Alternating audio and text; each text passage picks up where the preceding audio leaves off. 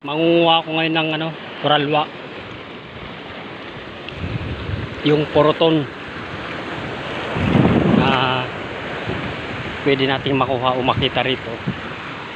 Mangunguha ko. Lalo na yung tinatawag na koralwa. Masarap na poroton yun. O seafoods.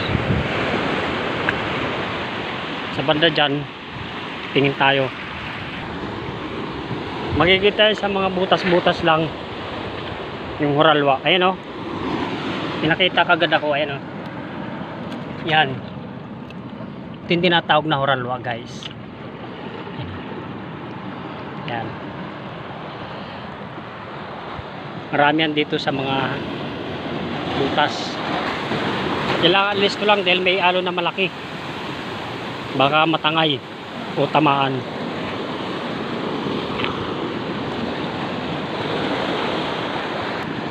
Ito mayroon pa rito Pero sa ilalim na yun koralwa yan. Ayan. Ito mayroon pa. Yun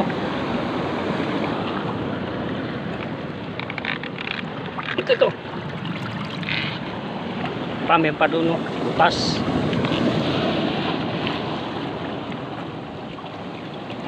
Yan ang pinipwestuhan nila, yung mga butas na yan pa yan.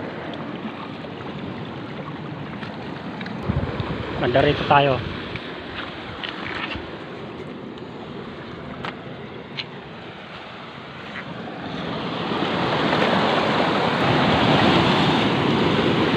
Alon. Ito pa. Ayun minsan mahirap matanggal.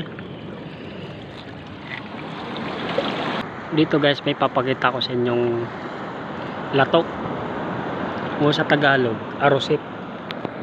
Ito guys ito yung tinatawag na arosip. Pag gumulang na to, pusa na tong natatanggal. Kinakain to guys, masarap to. Ayan arosip. Ang tawagan dito sa isla, ito yung tinatawag na lato. Sa Tagalog, arosip. Masarap to, kinakain to.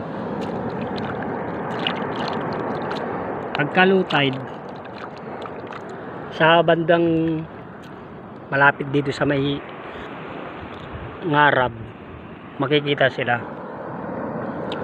Sa banda ron, hindi sila nakikita. Yung pinipwesto nila, yung tinutubuan nila, malapit sa mga alon o ngarab, yung maraming mga coral, yung ganun. Doon sila mas marami, yung ganito na arosip o lato.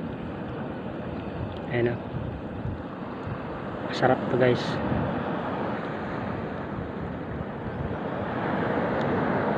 Ito pa siya guys ito pa yan. Marami dito yan pagdat dito kahit ilan pwede mong makuha kasi hindi naman pinapansin sa amin dito yan yung arosip na yan.